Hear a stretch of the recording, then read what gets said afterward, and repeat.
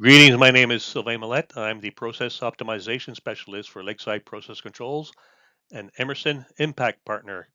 This episode, I'm going to introduce you to Analyse, part of the NTech Toolkit, Analyse with an S, and we'll show you some of the main features. Later on, we'll actually get into the more detailed features of Analyse. So Analyse performs time series analysis, which is a statistical analysis on a evenly sampled time data. We're looking for variability, we're looking for oscillations and cycles. We're also looking at an overview of Analyse itself, some of the different plots, the standard plots that we have. I'll show you how to assign different plots. And later on, this is just the beginning. There'll be more detailed videos for each of the components of Analyse. There's a lot to cover. So this is what Analyse looks like. Yes, Analyse with an S, as is probably spelt in most Commonwealth nations. So to read in the file, you can either click on the click open icon or the file open, doesn't matter. And I'm going to read in the first data file right here. And this is what a typical Analyse plot looks like. There are 4 quadrants. They're standard. If you want to change your standard default quadrant, you go to setup and actually default quadrant view. So you can change either one to whatever you want.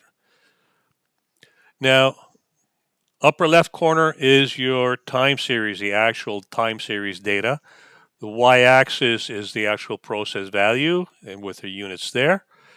You got your mean, the average, the 2 sigma of the signal. So it's the 2 sigma, the mean plus or minus the 2 sigma, 95.4% of the data falls within the mean plus or minus 2 sigma.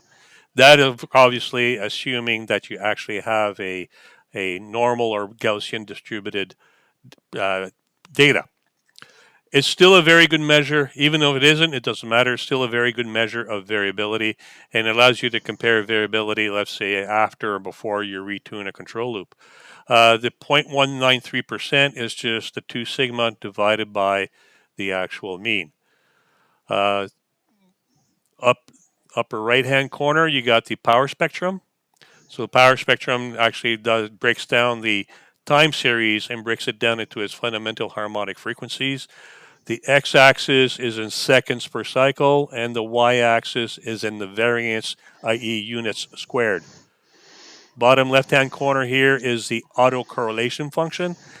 The autocorrelation function measures the degree of randomness or lack of randomness within the signal itself.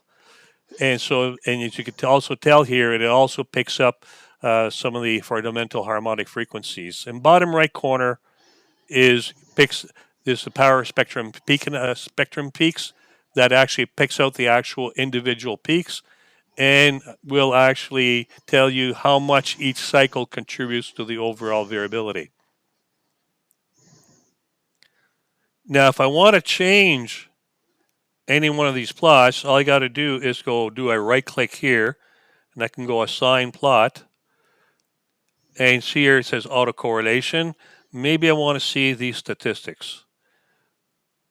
So now it just replots it out and gives me the statistics for that time series. So here, 28,800 seconds, which is, by the way, 8 hours of data.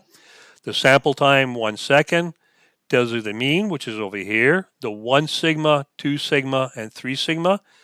Those of you who do 6 sigma analysis, remember plus or minus 3 sigma gives you 99 point some odd percent of all the data falls within 99% falls within the plus or minus 6 sigma, 3 sigma, sorry. The variance of the signal, the average deviation, minimum, maximum, and the range. The skewness tells you how symmetrical the data is. Either it has a long tail to the right or a long tail to the left. And the kurtosis, which actually tells you how close your data is approaching a normal distributed probability distribution.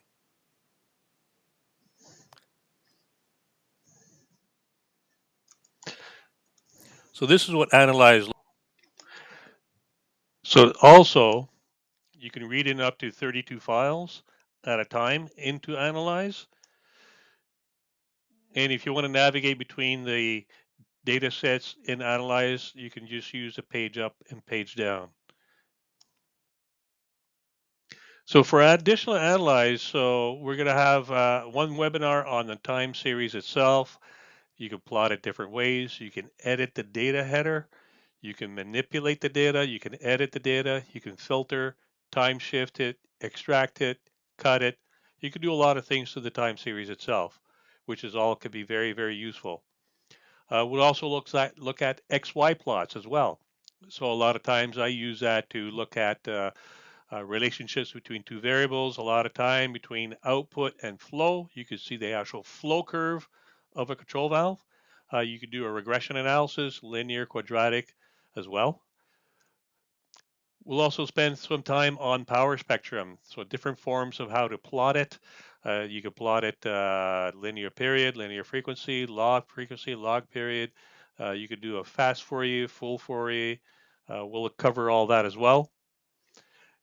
Very important feature is the data manager. So one of the things that Analyse, when you start collecting quite a bit of data, it doesn't take very long to have up to 9,000, 10,000 data files. And how do you sort all that out?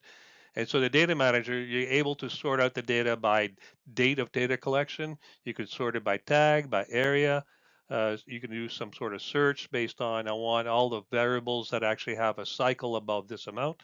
So it's very, very, very powerful tool.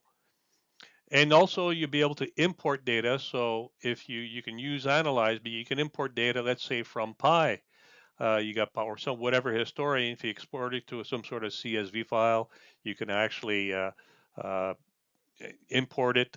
I'll show you how to do that. And you can also export the data files because the .dat files are highly compressed files, but you can export them to a CSV file or text file and import it and do whatever you want to do, import into Excel, let's say.